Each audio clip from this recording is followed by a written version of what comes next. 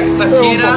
Es lo que dicen los científicos. ¿Milagros? Siempre está esa discusión. ¿O fenómenos naturales? Si los milagros son reales o no son reales. Pero la gente de fe, yo siempre he pensado que, y lo hemos conversado, que no debiera cuestionar si esto es o no es. Exacto. Se supone que esto es fe. Es loco porque existen distintos niveles. Hay personas que dicen que son interpretaciones y otras religiones cristianas, como Testigos de Jehová, la cosa es literalmente como se dice. Pero fíjate que un grupo de científicos de distintas áreas, que van desde geólogos, historiadores, antropólogos, han dicho que han podido descifrar casi el 100% de los milagros consignados en la Biblia. Vale decir que cuando el texto de ese famoso libro negro, que es la guía espiritual de todos los católicos, por ejemplo, dice que hubo una zarza ardiente ante Moisés, que Jesús, digamos, levantó a los muertos, todo podría llegar a tener una explicación científica. Curiosa, sin lugar a dudas, pero siempre natural. Mira, vamos viendo. Quiero, por favor, uno de los momentos, digamos que son, a ver, si esto fuera una gran aventura, de los momentos cúlmines que están dentro del Antiguo Testamento, que es la destrucción de las ciudades corruptas de Sodoma y Gomorra. Por favor, el texto bíblico dice lo siguiente, mira. Entonces el Señor hizo llover sobre Sodoma y sobre Gomorra. Ojo con los detalles, estamos viendo la traducción más literal que existe del texto.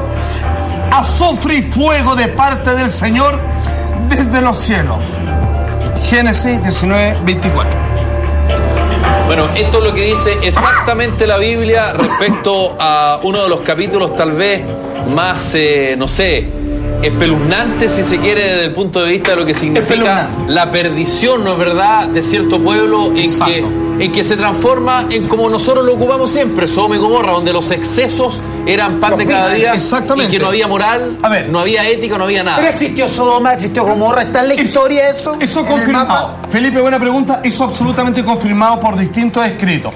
Ahora, eran dos ciudades contiguas, como Viña del Mar y Valparaíso. Claro. Sin compararla, por supuesto. Lógico. Buenas vacaciones. Y que ellos, digamos, eran tan corruptos, eran tan entregados, digamos, gozadores, pero degenerados, pervertidos, viciosos, abusadores, asesinos, violadores, que mandaron ángeles a destruirlo. Ahí donde entra Lot, ¿cierto? Ahí ya, claro, ahí la cosa se pone, que el profeta y solamente ellos lo salva. Entonces dice, ¿por qué tenemos que huir?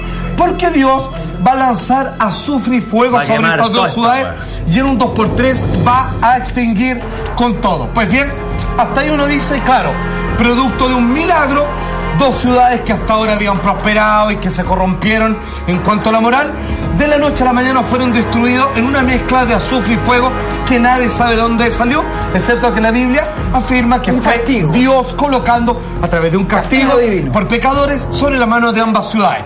Pues bien, los científicos tienen su propia versión de los hechos. Qué bueno. Mira, atención. Alrededor de 1979, los arqueólogos sugirieron muy tentativamente que si hubiera una pizca de veracidad histórica en el relato de Sodoma y Gomorra, quizás sería en las ruinas de Babedra y en las ruinas de Numeira donde habría comenzado todo. La ciudad amurallada de Babedra en un momento se encontraba en una gran colina sobre la llanura del Mar Muerto. Todo lo que queda hoy son escombros. A solo 13 kilómetros de allí, la ciudad de Numeira también presenta evidencia de un abandono repentino. Vemos alrededor de 60 centímetros de depósitos de ceniza, incluyendo algunas superficies producidas por el fuego. Y sabemos que esta densa capa de ceniza no pudo haberse producido por el uso doméstico del fuego. Probablemente haya sido un gran incendio. Hace 4.500 años, un terremoto devastador arrasó con Numeira. Las paredes y la torre de la fortificación colapsaron y se desató un enorme incendio. En la frase "el fuego del infierno", la parte del fuego es evidente. La parte del infierno aparece por el azufre, de modo que los que van juntos son el fuego y el azufre. El azufre, tanto en su estado sólido como en el gaseoso, aparece naturalmente en la zona y es altamente inflamable. Ok, finalmente dice que las exploraciones, digamos, en esos lugares donde posiblemente estuvo emplazada la ciudad, había azufre, que es de alta capacidad de combustión, y que en algún momento la casualidad llevó a que esto, producto de los descuidos de las velas, por ejemplo, alumbrando, digamos, en medio de la orgía, O de los se destruyó. excesos, claro, que no Exacto, hubo- alguien empujó una vela, ponte Empujó y tú, se quemó el pueblo entero. y que parte del alcohol del vino derramado, por ejemplo, terminó llevando el fuego a distintas partes y destruyó todo, y que luego, posteriormente, la historia escribió tal como lo leemos en la Biblia. Sin embargo, fíjate que hay muchas cosas que no se explican y que la Biblia consigna, y es que mandó dos emisarios, dos ángeles, que se hizo un catastro, que se eligió cuando Eso se no lo destruyó creo. la ciudad, y que la mujer de Lot se convirtió en sal, que algunos hasta hablan de que hubo una especie de explosión atómica muy similar, dejando los restos como las víctimas de Hiroshima. Entonces, si bien es una explicación plausible de parte de los científicos, no logra explicar todos y cada uno de los detalles que sí aparecen en el Antiguo Testamento. Ahora, si ustedes me preguntan, yo creo que de todas las historias que están en el Pentateuco, los 5 libros principales de la primera parte de la Biblia, tiene que ver con la llegada de Moisés y la liberación del pueblo de Israel ante el faraón egipcio.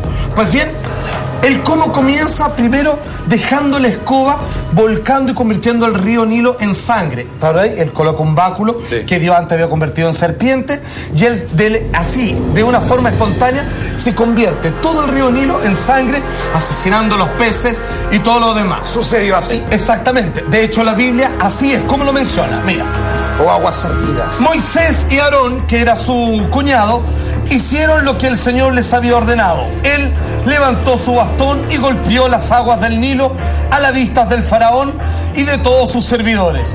Y todo el agua del Nilo se convirtió en sangre. Esto es Éxodo 7:20.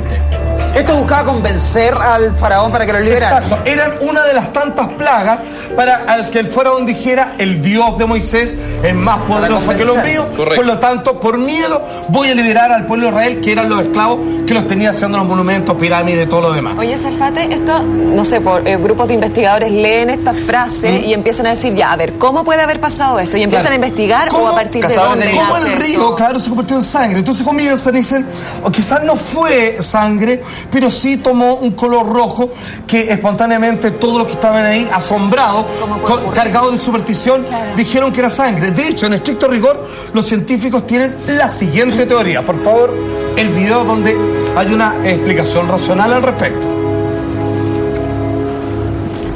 La Biblia comienza las plagas de esta forma. El río se convertirá en sangre. Según el Éxodo, el río Nilo se puso de un rojo sangre durante 7 largos días, matando toda vida en el agua. ¿Puede la ciencia explicar esta misteriosa primera plaga? Las mareas rojas son conocidas en todo el mundo. De hecho, ocurren con frecuencia en cualquier parte del planeta. Las mareas rojas. Sí, pues marea roja todo el rato. Exacto, pero ojo, mira, acá hay un dato igual de importante que complementa la mirada científica del asunto. Atención, hace aproximadamente 3.000 años, que es de donde data la historia de Moisés aproximadamente, dicen que nació por vez primera en el Nilo una alga que se llama, el nombre científico, Oscillatoria rubensis, conocida como la alga sangre borgoña, que en otras partes del mundo ha persistido, pero que dicen que cuando nació acá, Que tiñe seguramente de rojo. tenía rojo y murió producto de la alta temperatura del antiguo Egipto. Entonces vale decir que, curiosamente, donde surgió por primera vez esta alga fue ahí, que luego se transportó a otros lugares del mundo, pero que seguramente al momento de nacer y que tiñe el agua de color rojo, producto del calor y de la autoinfección que provoca, terminaba asesinándose. Por lo tanto, fue un hecho único de una sola vez y que nació ahí. Lo que no se explica es cómo esto coincide con que Moisés, ordenado por Dios, que en su cerebro colocaba mandamientos y voces sobre cómo convencer al faraón, fue en el momento, como dice la Biblia, que al colocar el palo, ¿cierto?, en el río Nilo, este se convierte en sangre, o como los científicos quieren explicar, en un color rojizo teñido por estas algas, y que solo en ese instante ocurrió, y tampoco logran explicar el resto de las 10 o 9 plagas, en este caso, que acompañan al primer suceso. Los científicos hacen este tipo de investigaciones para decir la Biblia miente? ¿Hacen este tipo de investigaciones es buena pregunta. para decir... Yo no creo que es para descalificarla. Yo creo que es para tratar de que todo tenga un sino racional y científico. Claro, a ella le llama la atención. Que todo tenga un porqué. Es una vocación que ellos tienen que me parece bien, pero obvio, que válido, generalmente, o al menos en este caso, no alcanza a responder todas las dudas. No tiene todos los huecos del argumento. Les llama la atención los pasajes y empiezan a averiguar. Y como científicos investigadores es lo que tienen que hacer. Es lo que entretenido estar investigando la Biblia. Un histórico debe haber en la época. Alguien escribió, alguien que vio lo que pasó, lo escribió, y eso coincide por la época con lo que sucedió en la Biblia, o está escrito en la Biblia. Bueno, aquí hay un caso perfecto que tiene que ver, a mi humilde parecer, el caso más maravilloso y espectacular que está citado en la Biblia, que es cuando Moisés llega a las orillas del Mar Rojo y los egipcios, que liberaron al pueblo israelí después de todas las plagas que le puso Dios, dijo, ¿saben qué? ¿Qué le vamos a estar haciendo caso a este Dios? Vamos a buscarlo con ejército. ¿Y qué hace Moisés, producto del mandamiento que Dios le inspira en su cerebro? Que con su soplo divino, que con el viento divide el Mar Rojo en dos. De hecho, la película de Mandamiento lo grafica bastante bien, después lo vamos a ver a modo de ejemplo, pero esta es la cita bíblica exacta. Atención. Tremendo efecto especial acá. Tremendo efecto especial para la película de la época. Y extendió Moisés su mano sobre el mar e hizo Jehová, el Dios obviamente único, que el mar se retirase por recio viento oriental toda aquella noche, y volvió el mar en seco y las aguas quedaron divididas. Éxodo 14, 21. También tiene explicación. Eso no hay explicación. ¿Pero qué es esto? ¿Un milagro? Bueno, de ¿O una hecho, represa? aunque tú no lo creas, Colbún no Machicura. existía en ese tiempo, hombre. Sin embargo, existen dos explicaciones racionales. Escuchemos la primera, que es una de las más aceptadas, a ver si los convence. A mí por lo menos no. A ver. Veamos. Yam Suf, como se llama en hebreo el lugar por el que Moisés separó las aguas, durante años se ha traducido mal, como Mar Rojo, cuando en realidad la traducción correcta es Mar de los Juncos. Cuando el faraón perseguía a los israelíes hasta las orillas del lago, la fortísima actividad sísmica que había provocado las 10 plagas y la erupción de Santorini ahora haría que el delta comenzase a deslizarse hacia el Mediterráneo oriental. Y al desplazarse varios millones de toneladas de tierra, el borde de la plataforma continental africana, ahora libre de su carga. Oye, yo, a ver, la verdad que suena súper bonito, inteligente, digamos, coherente, pero yo creo que aquí los científicos se pasaron de patudo, porque ellos dicen, después de las 10 plagas, como dejaron la escoba, las 10 plagas va a decir que parte con el río Nilo convertido en sangre, que eso mató a los peces, que eso trajo mosca, que hubo lluvia de rana, después de granizo que provocó fuego, y que murieron espontáneamente los primeros hijos de toda la gente de Egipto. Eso generó un terremoto que hizo que se retirara el mar y ahí pudieron pasar el seco. ¿Sabéis qué? Me parece que esta vez se pasaron de patudo. Porque si no son capaces de explicar las 10 plagas anteriores, pero sí la ocupan de argumento, que generó una especie de tsunami que retiró durante toda una noche, 12 horas, el agua para que la gente pudiera cruzar a pie. Pero sin embargo, después los egipcios no, porque ahí lo que sigue la Biblia es que una vez que terminó de cruzar el último esclavo israelita, pasaron todo el ejército egipcio y el mar se cerró. Aquí damos el crédito a Moisés. Demos el crédito a Moisés y a Dios, o por lo menos que esta vez los científicos no fueron capaces de explicarlo todo. Absolutamente. Puede ser un terremoto que se retire la agua. Yo creo que sí, puede ser como un acontecimiento como de la naturaleza. Démosle crédito a Moisés. Moisés 1, científico 0. Exactamente, muy bien. Bueno, ahí estaban algunas pruebas de la Biblia que no lograron convencer del todo.